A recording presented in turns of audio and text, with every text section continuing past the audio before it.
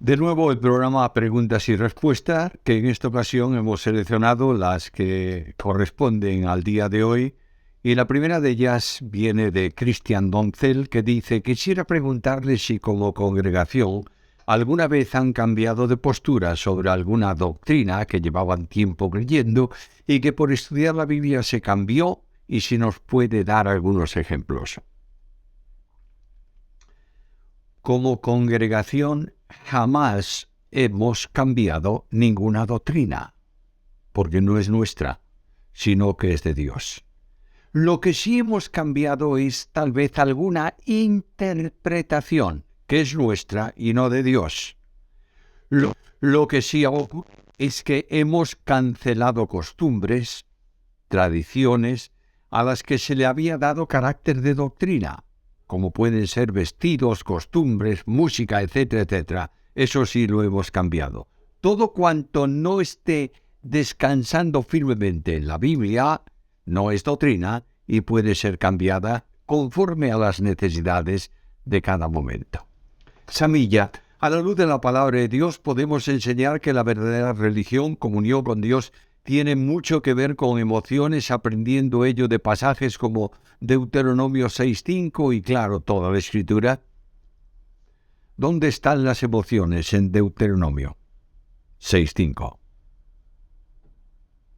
Lo único que está diciendo la palabra es que amemos a Dios con todo lo que nosotros como hombres y creyentes somos. Y el hombre es un compuesto no solamente de parte física, sino de parte espiritual, alma, mente, corazón. Con todo lo que el hombre es, el hombre ame o debe amar a Dios. Keikaini, ¿podría explicarme brevemente la parábola del mayordomo infiel? Bueno, hemos tenido una serie sobre parábolas y no podemos hacer un comentario a esta aquí, solamente mencionar 2 puntos. Jesús no alabó la deshonestidad, sino la sagacidad que usó para que le fuesen abiertas las puertas de otros cuando le echasen fuera en el ejercicio de su mayordomía. Usó las oportunidades presentes para prepararse para el futuro. De igual modo, el creyente debería usar en el servicio de Dios lo que tiene en la vida presente a fin de asegurarse recompensas en el cielo. Además de esto, utilicemos los bienes temporales para edificar obras que perduran y que sirven de recompensa en la gloria. Siglo XVI. ¿Cómo se llegó a la conclusión de poner capítulos y versículos en la Biblia? ¿Hay algún libro que recomiende? Bueno, la primera Biblia dividida en capítulos y versículos fue la Biblia de Ginebra del año 1560. En aquella división se usó para los capítulos la división de Stephen Langton y para los versículos la de Robert Stiene. En 1592 el Papa Clemente VI hizo dividir el texto bíblico en capítulos y versículos con la división que tenemos hoy. Finalizado el siglo XVI, los judíos, los protestantes y los católicos habían aceptado la división en capítulos y versículos introducida por Stephen Langton y la subdivisión de los versículos introducida por Robert Stiene. Esta es la división que tenemos hoy y que es radicalmente necesaria para poder leer la Biblia, estudiar la Biblia, buscando distintas referencias en distintos lugares. Alexander Manrique. ¿La voluntad de Dios es buena, agradable y perfecta para Él o para nosotros? Todo lo que es bueno, agradable y perfecto para Dios, lo es necesariamente bueno, agradable y perfecto para nosotros. Aunque como hombres no seamos capaces de comprender esa voluntad divina en todo momento, pero siempre es buena para todos porque procede de Dios. Alexander Manrique. ¿Cómo sacar doctrina de Hechos 2:44-45? Bueno, Hechos 2:44-45 es un relato histórico de la comunidad de bienes que Dios no mandó, sino que la establecieron la comunidad cristiana de aquellos días. Es palabra inspirada, por tanto, el relato es correcto porque procede de Dios, pero no es doctrina de obligado cumplimiento porque fue establecida voluntariamente por creyentes y no por disposición divina. Tony Faith Heredia. ¿Es verdad, pastor, que el Evangelio de Mateo es más bien para los judíos y el de Lucas para los gentiles? Bueno, probablemente Mateo escribió el Evangelio para responder a una pregunta que formulaban especialmente los judíos. Si Jesús es el Mesías, ¿dónde está el reino? Lucas es el Evangelio presentado a un gentil cuyo nombre se menciona ahí. Por eso algunos dicen que es el Evangelio para los gentiles. Sin embargo, tanto uno como otro, Mateo y Lucas, hay que añadirlo también a los de Marcos y Juan, y todos ellos son el Evangelio inspirado para los hombres en todos los tiempos y en todos los lugares. Juan Pico. Buenas tardes, pastor. Quisiera preguntarle sobre la verdad bíblica acerca de qué pasa cuando el hombre muere. El cuerpo va al polvo, el alma del creyente al cielo o a la presencia del Señor, o los muertos duermen temporalmente hasta la resurrección. ¿Qué versículos lo sustentan y dónde puedo investigar? Estimado Juan, se ha contestado muchísimas veces a esta pregunta. Cuando el hombre muere, pasa a su destino eterno. Si es creyente, a la presencia del Señor; si no lo es, al estado de separación perpetua de Dios. No existe la doctrina bíblica del sueño del alma, es decir, el sueño del que muere hasta la resurrección, sino que está plenamente conscientes de dónde están, como lo ilustró el Señor con el relato del rico y Lázaro. La Biblia sustenta para el creyente que al partir del cuerpo, es decir, al morir, está ya presente con el Señor. Filipenses 1:23. Óscar Díaz. Estas son respuestas que cualquier fiel solo de las iglesias quiere escuchar. La falsa doctrina del perdón de pecados de forma ilimitada que está transmitiendo este pastorcito, que realmente no importa que sigan cometiendo pecados después de haber conocido a Cristo. ¿Qué dice la Biblia? Que el perdón de pecados por parte de Cristo es válido una sola vez. Pero esto no les gusta a las personas porque es mejor oferta la que le dan los pastorcitos regalones de sus iglesias, ¿verdad? Estimado Óscar, una condición que tiene que manifestar toda persona no es aceptar lo que otro dice. La discrepancia se manifiesta muchas veces en las preguntas de este canal. Nosotros respondemos a las discrepancias poniendo de manifiesto lo que la Biblia dice y cómo nosotros lo entendemos. Pero una condición lamentable, carente de todo calificativo y ausente de toda educación, es descalificar a otra persona. Como es tu caso, al llamarme pastorcito despectivamente y calificar a quienes tienen una postura distinta a la tuya, que creen que Dios perdona el pecado definitivamente a todo el que cree, le llamas pastorcitos regalones. Dime, ¿haría esto Jesús? Quien vive a Cristo actúa como Cristo y no descalifica a nadie. Quiero decirte que estás en un error absoluto cuando dices que los pecados se perdonan una sola vez. Naturalmente que se perdonan una sola vez, definitiva y completamente. Cuando hablas de redención limitada y desprecias la Biblia, cuando afirma la Biblia que Cristo es el Salvador de todos los hombres, mayormente de los que creen. 1 Timoteo 4:10. Te levantas contra la verdad bíblica cuando dice la Biblia que Cristo murió por todos. 2 Corintios 5:14.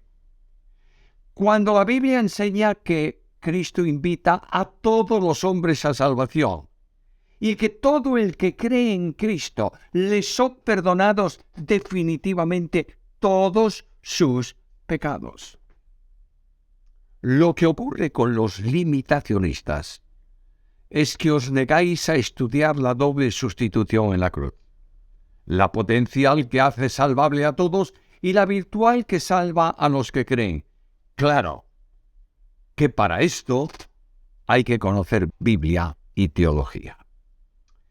queremos recibir propuestas, preguntas, comentarios discrepantes, pero bloquearemos a quienes traten de forma insultante, no importa a quién sea, asunto que no vamos a permitir en este canal. Javier Patricio Prado Arévalo. Hermano Samuel, sería de mucha ayuda me explique por qué en algunas congregaciones oran que la sangre de Cristo tiene poder. ¿Me podría aclarar, por favor? Ya que pienso que quien tiene poder es la muerte de Cristo. Hablar de muerte y de sangre es, en el contexto semita, algo semejante. La muerte es derramar la sangre. La vida está en la sangre. Por tanto, derramar la sangre es quitar la vida. Y la muerte de Cristo se produce por el derramamiento de sangre. Por tanto, si la muerte tiene poder para salvar, por semejanza expresiva, la sangre tiene también ese poder porque en ella está la vida que Cristo entregó. Marter Guie, Docu-Soluciones. Sobre el tema del seno de Abraham me gustaría aportar mis palabras al tema. Yo considero que usted es una persona instruida en las cosas de la palabra y de quien muchos han aprendido y seguirán aprendiendo. Lo admiro como maestro de la palabra y como maestro me voy a permitir acotar unos cuantos conceptos al tema. En primer lugar, bueno es mencionar que tengo algunos de sus múltiples libros de comentarios de los libros de las Sagradas Escrituras desde hace muchos años ya, y los tengo como libros de consulta y he hallado mucha sabiduría de Dios en ella.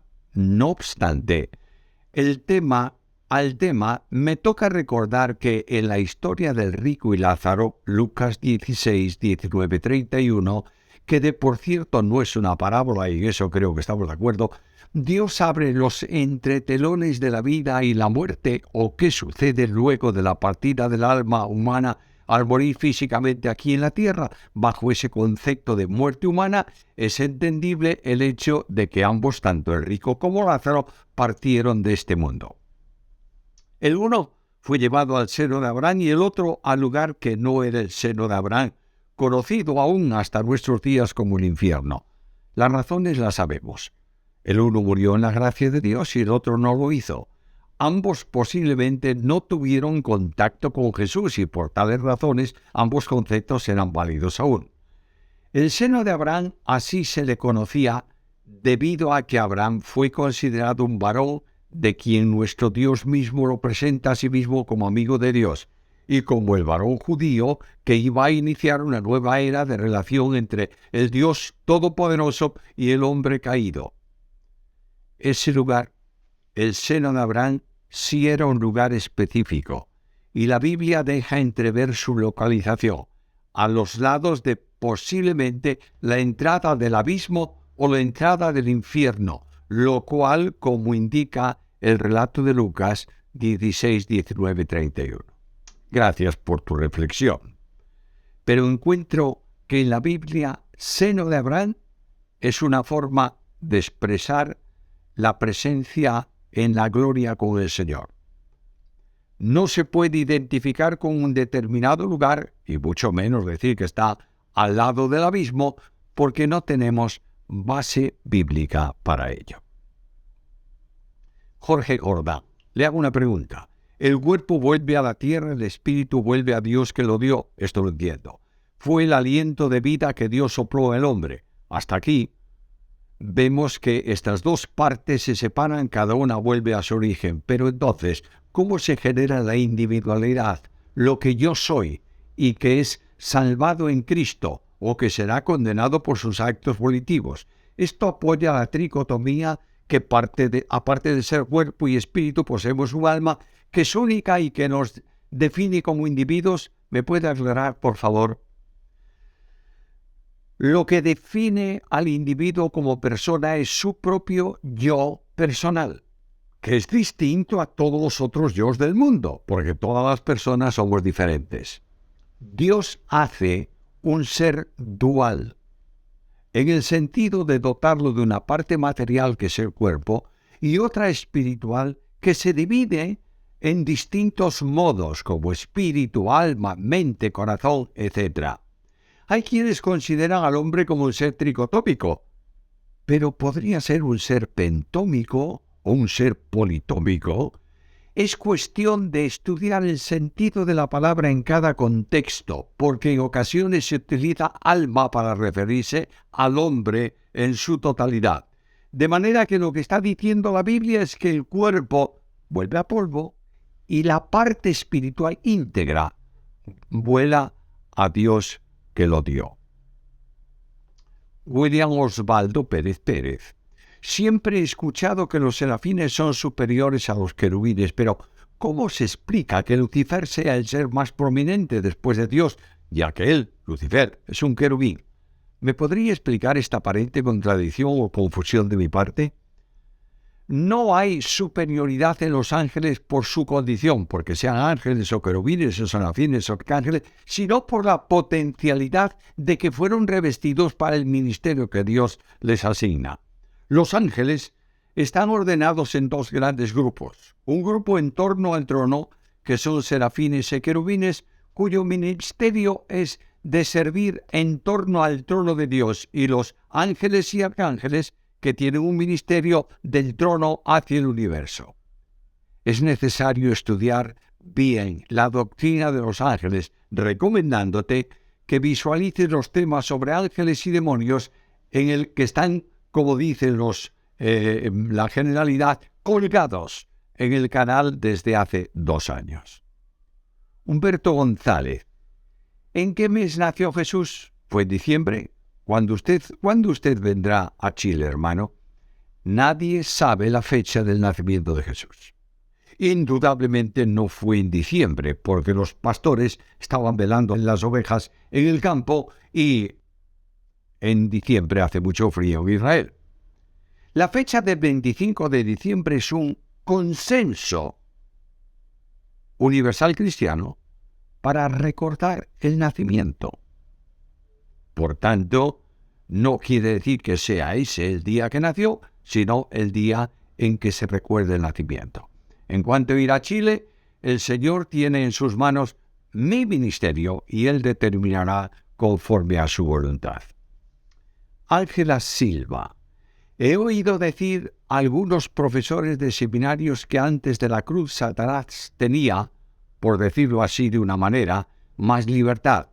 Y para apoyar este pensamiento dicen que la oración de Daniel fue interrumpida por varios días, cosa que después de la cruz Satanás ya no tiene cierta libertad. ¿Es correcto ese pensamiento?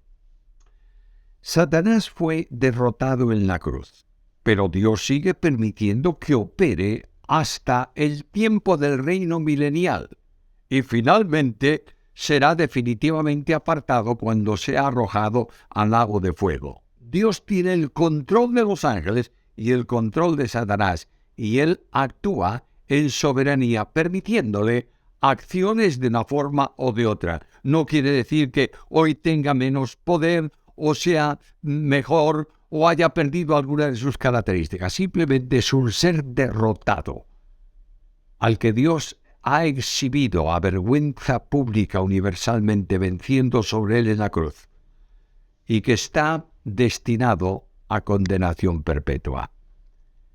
La última, también de Ángela Silva. ¿Nicodemo era consciente del nuevo nacimiento? Me parece que no, porque le dice a Jesús: ¿cómo puedo yo entrar en el vientre de mi madre? Mira, los judíos tenían una forma de entender las cosas plenamente literal. De modo que cuando Cristo habló a Nicodemo del nuevo nacimiento, él no estaba esperando que se refiriese al nuevo nacimiento espiritual, lo entendió como que le era necesario nacer otra vez como hombre. Por eso le pregunta: ¿cómo puedo entrar en el seno de mi madre y volver a nacer? Pero el Señor le recordó que como maestro de Israel sabía, puesto que conocía las Escrituras, y en ellas está el nuevo nacimiento, sabía lo que era el nuevo nacimiento. De manera que cuando Cristo le aclara que no está hablándole de asunto físico, Nicodemo entendió plenamente la lección que el Señor quería darle y la única manera de entrar en el reino, que era por el nuevo nacimiento. Muchas gracias por vuestra presencia. Muchas gracias por vuestra simpatía con el programa y confiamos que el Señor os bendecirá a lo largo de este tiempo para encontrarnos nuevamente en la próxima emisión.